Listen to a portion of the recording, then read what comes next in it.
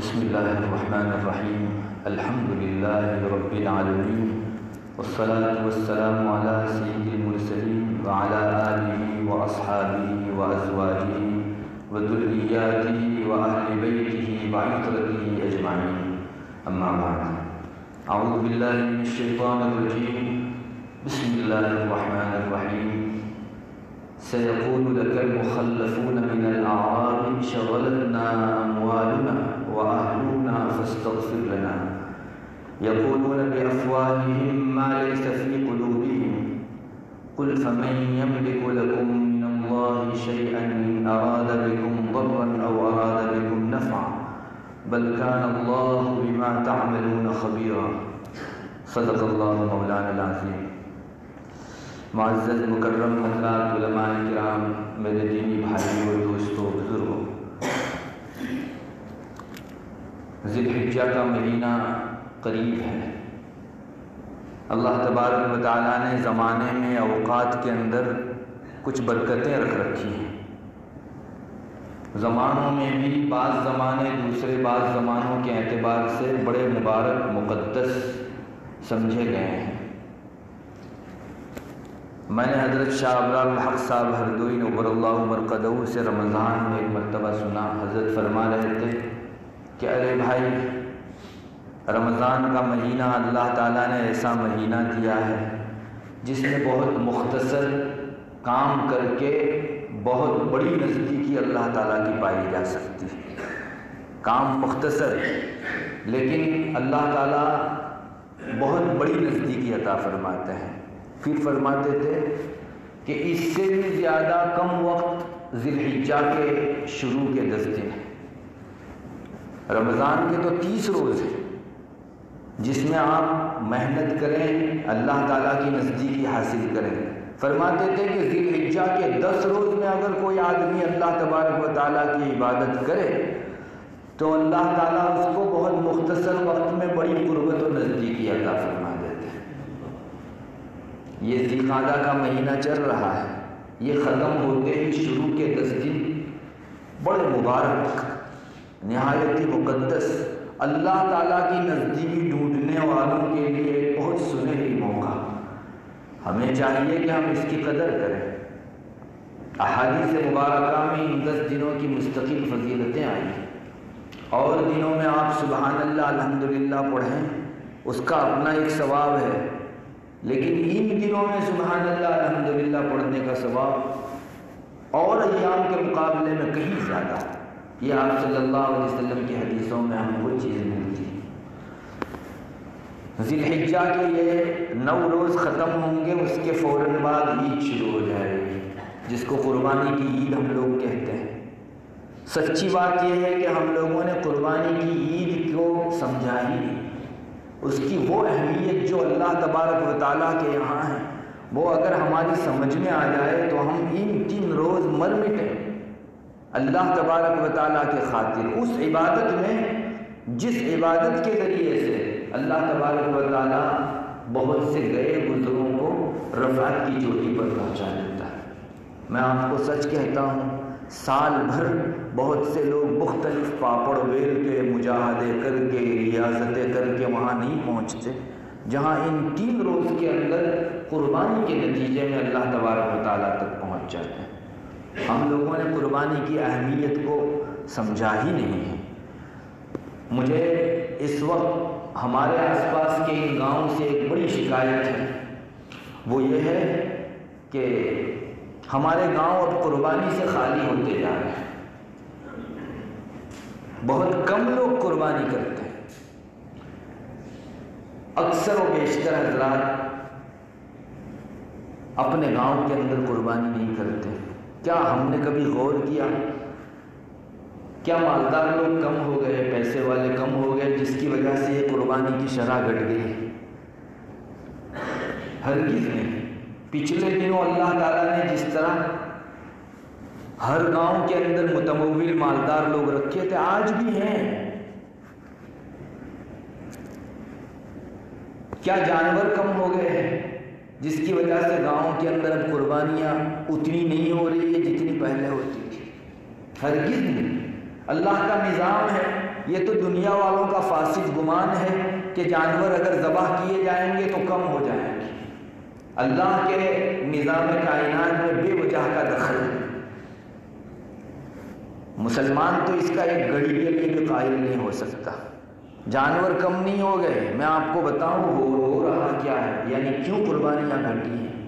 قربانیاں اس لیے گھٹی ہیں کہ اللہ کے لیے وقت فارغ کرنے اور فرصت پانے کی مومن کے پاس اب گھڑیاں نہیں رہی۔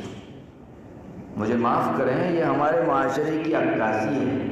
مومن کے پاس سب چیزوں کے لیے وقت ہے، لیکن اب اللہ کے واسطے اپنی گھڑیاں فارغ کرے، کچھ فرصت کے اوقات نکالے، اس کا وقت نہیں۔ چنانچہ دیکھا جا رہا ہے ہمارے گاؤں کے اندر بھی محلوں کے محلے مختلف اداروں کے اندر قربانیاں لکھوا دیتے ہیں۔ بری چیز نہیں ہے، مدارس میں قربانی ہو، اداروں میں قربانی ہو، بری چیز نہیں ہے، لیکن آپ وہاں دے رہے ہیں، آپ کے گاؤں کی قربانی کا کیا؟ محلوں کے محلے خالی ہو رہے ہیں، اور اب تو یہ مزاج بن گیا ہے کہ 3 روز زیادہ لگتے ہیں ہم کو، 3 روز زیادہ لگ رہے ہیں۔ اسی لیے بہت سارے جاب والے 3 روز چھٹی نہیں کرتے، 1 روز کی چھٹی کر کے عید کے 2 روز جو ہے جاب پر جاتے ہیں۔ میرے بھائیوں، اللہ تبارک و تعالیٰ کی دعوت کے یہ دن ہے، اور قربانی کی شرح ہمارے گاؤں سے اگر ختم ہوگی، کم ہوگی، تو اللہ تعالیٰ کی اس قدر برکتیں ختم ہوگی، کم ہوگی۔ کوئی بتا نہیں سکتا کہ قربانی جب کسی جگہ کی جاتی ہے تو وہ قربانی یوں اوپر جاتی ہے اور پلٹ کے اچھے فیصلوں کی شکل میں واپس آتی ہے۔ کاش ہماری آنکھیں دیکھتی کہ اللہ کی طرف سے برسنے والے بہت سارے ایسے فیصلے جو عذاب اور سزا پر مشتمل ہوا کرتے ہیں، اللہ تعالیٰ قربانیوں کی برکت سے انہیں روک دیتے ہیں۔ اور یہی وجہ ہے کہ ہمارے گاؤں میں آئے دن ایک سے بڑھ کر دوسری، دوسری سے بڑھ کر تیسری کوئی نہ کوئی مصیبت چلتی رہتی۔ پھر ہم لوگ سال بھر شکایت کرتے رہیں تو کسی کو ملامت کرنے کی ضرورت نہیں، خود اپنے آپ کو ملامت کیجئے۔ جن دنوں اللہ کی ان سزاؤں اور عذابوں کو روکنے کے دن تھے، ان دنوں ہم نے قربانی نہیں کی۔ اللہ تبارک و تعالیٰ نے جن کے سہارے بستیوں کو اپنے عذاب سے محفوظ رکھا ہے، اس کا انتظام ان سنہری ایام میں ہم نے نہیں کیا۔ سال بھر اس کے بھگتان سے بہت سے لوگ متاثر ہوتے رہتے ہیں۔ ضرورت ہے کہ ہم اس کی اہمیت کو پہچانیں۔ مجھے معاف کریں، اب مینٹالٹی یہ بننے جا رہی ہے، لوگ جو ہے یہ سمجھتے ہیں کہ کون یہ جھنجھٹ کرے۔ یہ مومنوں کے ذہن کی مینٹالٹی ہے، اس لیے بولتے ہوئے یوں زبان لڑکھڑانی چاہیے، مگر آہستہ آہستہ یہ مزاج عام ہوا جا رہا ہے کہ کون جو ہے جانور خریدے اور اپنے گھر ذبح کا انتظام کرے، صاف صفائی کرے، گوشت کی، یہ جھنجھٹ ہے۔ حدیث شریف کی روشنی میں دیکھیے، نبی اکرم صلی اللہ علیہ وسلم کا اس قسم کا ارشاد ہم کو ملتا ہے، قربانی کے ایام میں اللہ کے خاطر خون بہانے سے بڑھ کر اللہ تعالیٰ کو کوئی عبادت زیادہ محبوب نہیں۔ آپ 100 رکعت نماز پڑھ لیں، تسبیحات اور وظائف و اوراد دوسرے ایام کے مقابل میں 10 گنا بڑھا دیں۔ حدیث شریف میں آتا ہے، آپ صلی اللہ علیہ وسلم نے فرمایا، قربانی کے ان 3 روز خون بہانے سے بڑھ کر اللہ کو کوئی عبادت پیاری نہیں ہے۔ صحابہ نے پوچھا، اے رسول اللہ کے راستے میں جہاد کرنا بھی اتنا بڑا مقام نہیں رکھتا کیا؟ آپ نے تو ساری ہی عبادتوں کو منع فرما دیا، تو جہاد کرنا بھی نہیں، حالانکہ بہت بڑی عبادت سمجھی گئی ہے، اس کے مستقل فضائل ہیں۔ آپ صلی اللہ علیہ وسلم نے فرمایا، جی جہاد سے بھی بڑھ کر اللہ کے راستے میں ان 3 دنوں میں خون بہانا ہے، یہ ایک مستقل عبادت ہے۔ الا یہ کہ ہاں ایک شخص ہے جو اپنی جان، اپنا مال اور سب کچھ لے کر نکل جائے، یہ ایک الگ بات ہے، ورنہ قربانی کے اس ثواب کو کوئی چیز نہیں پہنچ سکتی، راہ خدا میں جہاد کرنا بھی نہیں پہنچ سکتا۔ یہ آپ صلی اللہ علیہ وسلم کی حدیث ذخائر احادیث میں آج بھی موجود ہے۔ کیوں؟ اللہ کے راستے میں اور اللہ کے لیے خون بہانے کی اہمیت ہمارے دل و دماغ میں گھٹ گئی، جو آج ہماری بستیاں محلے کے محلے قربانیوں سے خالی نظر آتے ہیں. مجھے معلوم نہیں اس طرف کا کیا حال ہے، میں باقاعدہ اس کو اپنی طرف تو نوٹ کر رہا ہوں کہ گھروں کے گھر محلے کے محلے خالی ہیں. چند گھروں کے بیچ کبھی ایک آدھ قربانی دکھ گئی تو دکھ گئی. یہ کیا ہونے جا رہا ہے؟ یقین جانیے یہ جھنجھٹ نہیں ہے. رب تعالیٰ کے خاطر اپنے جذبات کی قربانی دینا ایک بہت بڑی عبادت ہے. آخر کیوں شریعت نے قربانی کے تعلق سے یہ حکم دیا کہ انسان کو اپنے ہاتھوں سے اپنا جانور ذبح کرنا چاہیے؟ کبھی آپ نے اس کے گر اور راز میں غور کیا؟ میں آپ کو کہتا ہوں، آدمی جس وقت اپنے ہاتھ سے اللہ کے خاطر اپنا مہنگا خریدا ہوا جس سے محبت قائم ہو گئی ہے وہ جانور ذبح کرے گا تو جذبات کی قربانی دینا آسان ہوگا. یہ مختلف مواقع پر ہم لوگ جو ہار جاتے ہیں اور اللہ تعالیٰ اور ہمارے جذبات کے درمیان میں جب ٹکراؤ ہوتا ہے تو ہم جذبات کو مقدم کرتے ہیں اور اللہ کے تقاضے کو پیچھے کرتے ہیں. قربانی کی کمی بھی اس کا ایک سبب ہے. ارے جانور ذبح کرتے وقت آپ کے جذبات ذبح ہوں گے اور اللہ کے خاطر جذبات کو ذبح کرنا جسے آ گیا زندگی کے ہر موڑ پر انشاءاللہ وہ کامیاب ہے. آخر آپ کہاں سے پاؤ گے؟ یہاں تک ادب سکھایا گیا کہ کوئی شخص اپنے ہاتھوں سے قربانی اپنی نہ کر سکے تو کم سے کم کھڑا کھڑا دیکھے اس جگہ میرا جانور ذبح ہو رہا ہے. آدمی نے پیسے خرچ کیے ہیں، اس کے پیچھے محنت لگائی ہے تو اس کے جذبات کے اوپر ایک ٹھیس لگے گی. یہ ٹھیس مطلوب ہے. میرے رب کے خاطر میرا دل دردمند ہو تو اس سے بڑھ کر اور کیا چیز ہو سکتی ہے؟ کم سے کم دیکھو. یہ سب چیزیں کہاں؟ اب جب قربانی ہی نہیں تو یہ سب فائدے ہم کہاں سے حاصل کر سکیں گے؟ اور اس مینٹالٹی نے پوری ان مسلمان کی زندگی پر اثر کیا ہے. پوری زندگی متاثر ہوئی ہے. سارے ہی شعبوں کے اندر اب یہ چیز آنے لگی ہے. اللہ کے واسطے اپنے اوقات کو فارغ کرنے کا وقت اب مسلمان کے پاس نہیں. قرآن کریم کی جو آیت میں نے شروع میں پڑھی اس میں قرآن ایک جماعت کی شکایت کرتا ہے. جو لوگ اللہ کے راستے میں جہاد کے لیے نہیں جاتے تھے تو ان لوگوں کے متعلق قرآن کہتا ہے محمد تم جب لوٹو گے نا تو یہ لوگ عذر کرنے کے لیے تمہارے پاس آئیں گے. سیقول لک المخلفون من الاعراب، یہ گاؤں کے جو لوگ ہیں وہ جو تمہارے ساتھ ایک بڑی عبادت میں شریک نہیں ہوئے وہ آئیں گے اور آ کر کہیں گے شغلتنا اموالنا واہلونا فاستغفر لنا. محمد ہمارے گھر والوں کی کچھ مشغولیات ایسی تھی اور ہمارے مال میں ہم اتنے بزی ہو گئے تھے کہ ہم نہیں نکل پائے آپ کے پاس، اب استغفار کیجیے.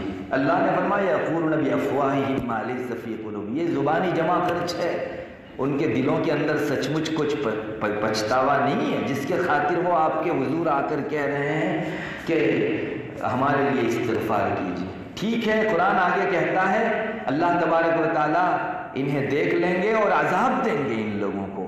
آج ہماری مینٹالٹی یہی بننے جا رہی ہے. اپنے مشاغل اتنے زیادہ بڑھ گئے کہ ہم لوگوں کو اللہ کے لیے فرصت نہیں، اللہ کی عبادت کے لیے ہمارے پاس فرصت نہیں ہے. ایک مومن اللہ کے لیے فرصت نہ پاوے تو اس کی شان ایمانی کتنی گھٹ گئی. اور میرے بھائیوں اب تو تجارتی ادارے کھلنے لگے ہیں. مدارس میں تو لوگ قربانی دیتے تھے اور اب تو تجارتی ادارے کھلنے لگے ہیں جو بینیفٹ کے بیس کے اوپر آپ سے قربانی کے رقم لیتے ہیں اور خوب دھوم کماتے ہیں اس کے ذریعے سے. اور مجھے معاف کریں، یہ اداروں کے اندر اپنے حصے دینے کی بد مزاجی نے ہم کو یہاں تک پہنچا دیا کہ آج کا ایک مصلی مسجد میں آ کر جہاں بورڈ لگے رہتے ہیں وہاں دیکھتا ہے کون سا حصہ سب سے زیادہ سستا ہے. یہ اللہ کے ساتھ ہماری مینٹالٹی ہے. کون سا سستا ہے؟ وہ دیکھتا ہے 1400 کے اندر ایک جگہ ہے اور دوسرا ادارہ 1200 میں کر رہا ہے تو کہتا ہے کہ نہیں 1400 والا جانے دیجئے، مہنگا ہے 1200 میں. اور کہیں اگر 1000 والا کوئی راستے میں مل جائے تو 1200 کینسل کر کے 1000 میں وہ چلا جاتا ہے. یہ تجارتی ذہن بن گیا ہمارا. اور یہی شخص ہے جس کا دنیاوی معیار اتنا ہے کہ اس کو 8-10 ہزار کا موبائل اچھا نہیں لگتا، اسے 20 ہزار کا چاہیے اور 50 ہزار کا چاہیے. نیا ورژن انسان کی دنیاوی مینٹالٹی بن گئی کہ مجھ کو نیا ورژن اعلیٰ سے اعلیٰ چاہیے، لیکن اللہ کے خاطر سستے سے سستا کہاں جائے گا مسلمان؟ پل صراط کے اوپر آپ کی جو سواری بننی ہے تو وہ جتنی مضبوط ہوگی، آپ ایک بہت کٹھن اور سنگین مرحلہ اس جانور کے اوپر پورا کر سکیں گے۔ اتنا لاغر اور اتنا جو 1000 کے اندر ایک حصہ آتا ہو، آپ سمجھ سکتے ہیں وہ جانور کیسا ہوگا۔ تو اس میں ہم لوگ حصہ دکھوا رہے ہیں۔ یوں سمجھو آدمی تھوڑی دیر کے لیے ذہنی طور پر فارغ ہو جاتا ہے کہ میں نے قربانی دے دی، اب مجھے 3 روز بڑے مزے سے انجوائے کر کے گزارنے ہیں۔ میرے بھائیوں، آپ نے کتنا کھویا اس کا آپ کو اندازہ نہیں۔ اور سچی بات تو یہ ہے کہ یہ ایک جزوی چیز نہیں ہے، اس سے انسان کی ذہنی ساخت بنتی ہے۔ وہ پھر عبادت میں ہر جگہ، دین کے اندر، سارے ہی شعبوں کے اندر اسی طرح چھٹک باری تلاش کرتا ہے۔ مجھے معاف کریں، آپ دیکھ لیجئے، اب یہی مسلمان، اس کو فرصت نہیں ہے اللہ کی خاطر عبادت کی، تو نماز کے بعد 5 منٹ دعا کے لیے اس کے واسطے ٹھہرنا بہت مشکل ہو جاتا ہے۔ عصر اور فجر کے بعد آپ دیکھ لیجئے، امام نے ابھی سلام پھیرا نہیں کہ ایک بھیڑ آپ کو باہر جاتی ہوئی نظر آئے گی۔ کیوں 5 منٹ آپ اللہ کے خاطر کچھ بیٹھ کر، یہ مبارک وقت ہے، کچھ دعا، کچھ تسبیحات نہیں کر سکتے؟ میرے ایک مربی ہیں، وہ اس کو بہت اچھا تعبیر کرتے ہیں، کہتے ہیں کہ امام کے سلام پھیرنے کے بعد تو مصلیوں کو مسجد کاٹنے دوڑتے، بیٹھا نہیں جاتا 5-10 منٹ۔ یہ کیا چیز ہے؟ آخر وہاں باہر کون سا کام تھا ہمارا جس کے خاطر ہم جو ہے باہر جا رہے ہیں؟ ارے امام آپ کی طرف رخ کر کے بیٹھا ہے، اجتماعی ایک دعا ہوگی اور اللہ تبارک و تعالیٰ فرائض کے بعد ایک دعا کم سے کم ضرور قبول فرماتے ہیں، حدیث شریف میں۔ میرے بھائیوں، یہ کیا ہونے جا رہا ہے؟ ہم سب لوگوں کو پہچاننا چاہیے، یہ صرف قربانی کی حد تک نہیں رہا، اس نے ہماری نماز کو بھی متاثر کر دیا۔ آج زکوٰۃ نکالنے والے لوگوں کو حساب کی فرصت نہیں ہے، بہت سارا مال ہے دکان کے اندر، یا تو اپنے اسسٹنٹ کو کہہ دے گا کہ تو حساب کر کے زکوٰۃ نکال لے۔ ارے آپ ایک زکوٰۃ کا فیگر اپنے ہاتھوں سے نکالتے، دل کو ایک ٹھیس لگتی۔ جب رقم جا رہی ہے میرے رب کی خاطر جا رہی ہے تو دل کے اندر ایک کسک محسوس ہوتی ہے، اور یہ کسب شریعت میں مطلوب ہے، اس سے جذبات قربان ہوتے ہیں۔ لیکن نہیں، آج فرصت نہیں ہے زکوٰۃ نکالنے کی۔ بھائی تم حساب کر لو اور نکال لو، اور ایک طبقہ وہ ہے جو حساب بھی نہیں کرتا، اندازے سے نکال دیتا، اس کے پاس وقت نہیں اور اللہ کے خاطر وقت نہیں ہے۔ میرے بھائیوں، یہ سب نہ کرنے کے کام ہیں، نہ کرنے کے کام ہیں۔ اللہ کے خاطر ان سب بدمزاجیوں سے توبہ کیجیے اور پرہیز کیجیے۔ یہ سلسلہ ریلا آگے بڑھتا ہے، باقی شعبوں کو بھی متاثر کر جاتا ہے۔ ابھی جو لوگ حرم حج کے لیے جاتے ہیں، عوام الناس کا ایک طبقہ اب یہ کرنے لگا ہے کہ وہاں 8-10 روز سے زیادہ نہیں گزارتا، پہلی مرتبہ حج کو جا رہا ہے۔ اللہ کے گھر کے دیدار کے لیے جو لوگ ترستے ہیں اور جس مدینہ منورہ کی زیارت کو یہ گن گاتے ہیں ہم لوگ یہاں، یہ صرف زبانی جمع خرچ تک رہ گیا ہے۔ وہاں یہ ہونے لگا ہے حج کے 5 یا 6 روز مکہ میں، 2 روز یا 1 روز مدینہ منورہ میں، اور بھائی ہمارا جاب ہے، ہماری ملازمت ہے، آدمی وہاں سے رخصت ہو جاتا ہے، یہ ٹک نہیں سکتا وہاں زیادہ روز تک۔ اور یہ بدمزاجی آگے یہاں تک بڑھی ہے کہ اب لوگوں کو حرم کے اندر وقت گزارنے میں بھی مزہ نہیں ہے۔ مجھے معاف کرے، جن لوگوں کو وہاں جانے کا اتفاق ہوا ہے وہ جانتے ہیں کہ حرم کے اندر تھوڑی دیر انسان بیٹھا کہ اور دل کے اندر ایک اکتاہٹ ہونے لگی، وہ یا تو سیلفی میں مشغول ہو گیا یا باہر نکل کر بازاروں میں اور شاپنگ مالوں کے اندر جو ہے چکر کاٹنے لگا۔ مسجد میں ہمارا جی گھبرا رہا ہے میرے بھائیوں، حرم پاک میں گھبرا رہا ہے ہمارا جی۔ آخر اللہ تعالیٰ سے اس دنیا میں اتنا انس بھی پیدا نہیں کرو گے تو قبر میں جہاں صدیاں گزارنی ہے کس کے انس کے سہارے رہو گے؟ دیکھ لیجئے، مردوں کو صدیاں گزر گئی ہیں، پڑے ہوئے ہیں اندر، نہ کوئی دوست ہے اور نہ دنیا میں انجوائے دلانے والا کوئی سامان و اسباب۔ اللہ کا انس اگر ہم نے پیدا کیا ہوگا تو وہاں کام آئے گا۔ آج ہمارا جی اتنا گھبراتا ہے کہ 5 منٹ اگر اللہ کے ساتھ لو لگا کر بیٹھتے ہیں، انسان کو فرینڈ سرکل یاد آتا ہے، یہ چاروں ناچار اٹھتا ہے اور فرینڈ میں جا کر بیٹھتا ہے، فرینڈ سرکل میں جا کر، یا موبائل لے کر بیٹھتا ہے۔ 5-10 منٹ بھی اللہ تعالیٰ سے ہم کو انس نہیں رہا۔ میرے بھائیوں، یہ شان اسلامی نہیں ہے، مسلمان کی شان نہیں ہے۔ لگانا پڑے گا آپ کو، اگر اپنے ایمان و اسلام کے اندر پختہ رہنا ہے، اللہ سے لو لگائے بغیر کام نہیں چلے گا۔ اور اب تو ایسے پیکیج ٹور آ رہے ہیں، مجھے معلوم نہیں آپ نے سنا ہے یا نہیں، 15 دن کا عمرے کا پیکیج ٹور، 8 روز حرم مدنی اور مکی میں گزاری اور باقی 8 روز دبئی کی ٹرپ۔ اتنا کنٹال گیا ہے یہاں کہ 8 روز کے اندر پک گیا وہ، تو اس کے لیے جو ہے ذہن کو فریش کرنے کے لیے اسی ٹرپ میں جو کچھ نیکیاں کمائی وہ دبئی میں اور مختلف شاپنگ مالوں میں اور ممالک میں جا کر اس کو دھو ڈالتا ہے۔ یہ کون کر رہا ہے؟ کوئی دوسرا نہیں ہے، جو ایمان کا دم بھرتا ہے وہ کر رہا ہے۔ میرے بھائی، بہت سوچنے کی ضرورت ہے۔ اللہ ہمارا محتاج نہیں ہے۔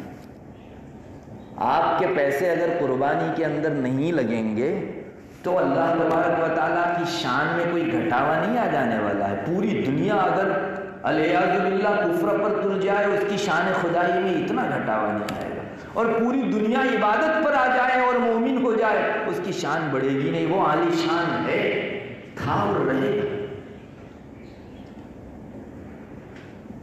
میں تھوڑا سا آگے بڑھ کر آپ کو یہ بھی کہوں گا کہ اب کوئی مومن 1000 کے بجائے 1200 یا 1200 کے بجائے 1400 یا مسجد میں لگے مختلف بھاؤں میں سے سب سے زیادہ بھاؤ دے کر اگر اپنا حصہ لکھواتا ہے تو اس کے دل کے اندر میں نے احسان کیا ایسا جذبہ آنے لگا۔ کہتا ہے دوسروں کو، ارے کس نے دیا ہے اتنا بڑا حصہ؟ کس نے دیا ہے؟ میں نے جو ہے اتنا، وہ سب سے ہائی جو قیمت تھی نا وہ لگوائی ہے۔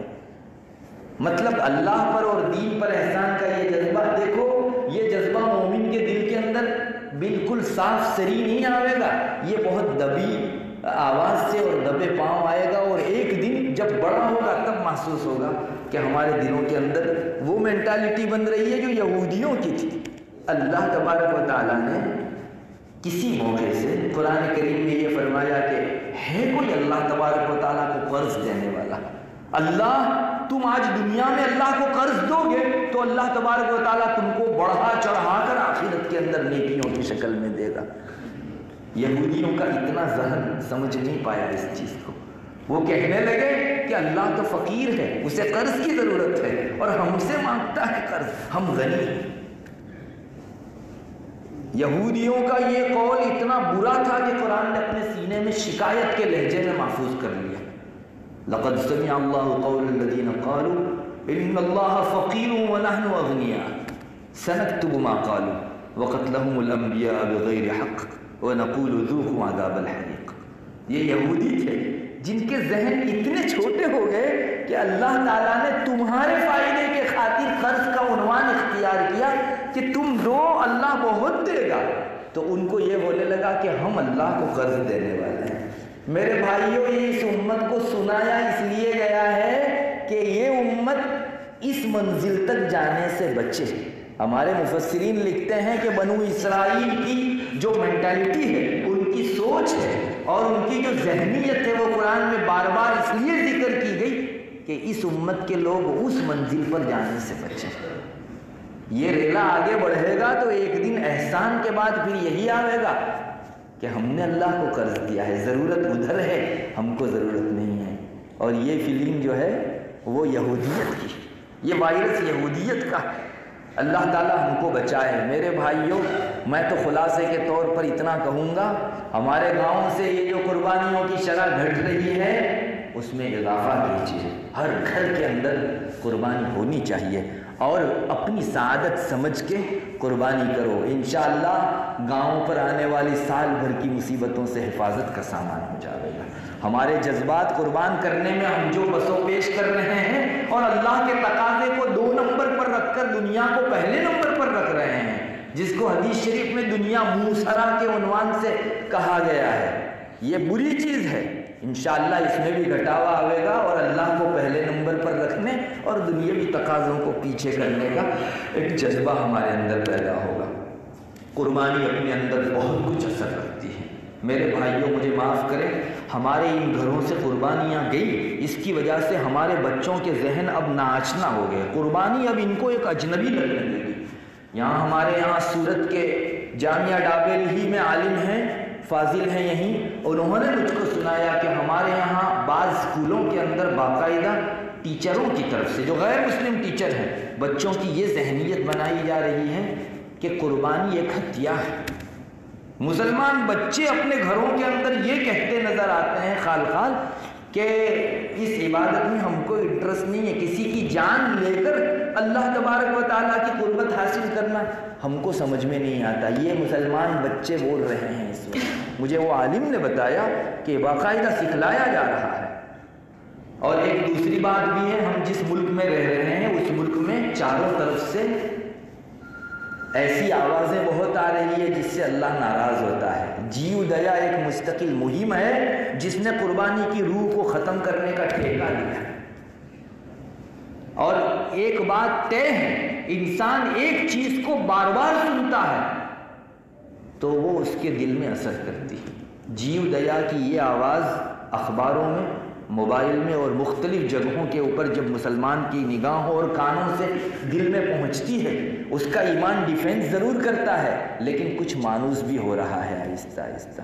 ہمیں معاف کریں، مسلمان اگر اس مینٹالٹی پر چلا جائے تو ایک عبادت کے باب شعبے ہی کو کھو دیا اس نے، اور پھر اس کی شان اسلامی کہاں باقی رہی، وہ سوچنے کی چیز ہے۔ آپ کو ایک بات بہت صاف بتا دوں، رسول اللہ صلی اللہ علیہ وسلم نے 1400 سال پہلے پیشین گوئی فرمائی تھی۔ یہ جو جیو دیا کا علم لے کر کھڑے ہیں یہ ڈھونگی لوگ ہیں، انہیں کسی کے خون کے بہنے سے دکھ نہیں ہوتا، انہیں مسلمانوں کی عبادت سے چڑ ہے۔ قربانی اگر ختم کر دو تو یہ آپ کے شانہ بشانہ ہوں گے، آپ کے ساتھ فوٹو کھینچوائیں گے۔ ابھی پچھلے دنوں یہاں واپی کے ایک کپل نے قربانی چھوڑ دی اور ان کے کہنے سے کیک کاٹا، تو فوٹو جو ہے باقاعدہ ان کا شائع کیا گیا کہ دیکھو یہ ہے ایکتا، یہ ہے ایکتا۔ ایکتا کے نام سے ہمارے مذہبیات سے ہم کو خالی کرنا چاہ رہے ہیں۔ ضرورت ہے کہ ہم لوگ سرحدیں سمجھیں، اپنے ایمان کی سرحد کے بعد ایکتا کا کوئی مقام نہیں ہے، کوئی حیثیت نہیں ہے اس کی۔ میرا رب جہاں ناراض ہو دنیا بھر سے ہم ایکتا قائم کر کے کیا کریں گے؟ اس لیے یہ سب ڈھونگ ہیں۔ رسول اللہ صلی اللہ علیہ وسلم نے 1400 سال پہلے فرما دیا تھا ایک زمانہ ایسا آئے گا جس میں مومن کا خون اس کی بکری کے خون سے بھی سستا ہو جائے گا۔ یعنی آج ایسے علم بردار تو ملیں گے جو بکری کے خون کو بچا رہے ہیں، لیکن مومنوں کا بے تحاشا اتنا خون بہایا جا رہا ہے کوئی بولنے والا؟ جیو دیا تھی تو یہ بھی خون اور وہ بھی خون ہے، کیوں اس پر آپ کی آواز نہیں نکلتی؟ میرے بھائیوں سمجھو، یہ سب بہت گناؤنی اور سنگین اسکیمیں اور پلاننگ ہیں۔ مسلمان اپنی قربانی کی عبادت سے ایک مرتبہ خالی ہو گیا تو اس کا ایمان اور اس کا اسلام جو ہے تقریباً بے روح ہو گیا۔ ایک شعبہ ہٹاؤ دین کا تو وہ دین پوری ایک اکائی ہے، اس میں سے کسی چیز کا گر جانا پوری چیز کا ڈھا پڑنا ہے۔ اللہ تبارک و تعالیٰ مومنوں کو سمجھ عطا فرماوے، ہم اپنے علاقوں کو قربانیوں سے آباد کرنے والے بنے اور سال بھر اور عمر بھر اس کے فائدوں سے متمتع ہونے والے بنے۔ اس کی توفیق اللہ تبارک و تعالیٰ ہم کو عطا فرماوے۔ وآخر دعوانا الحمدللہ۔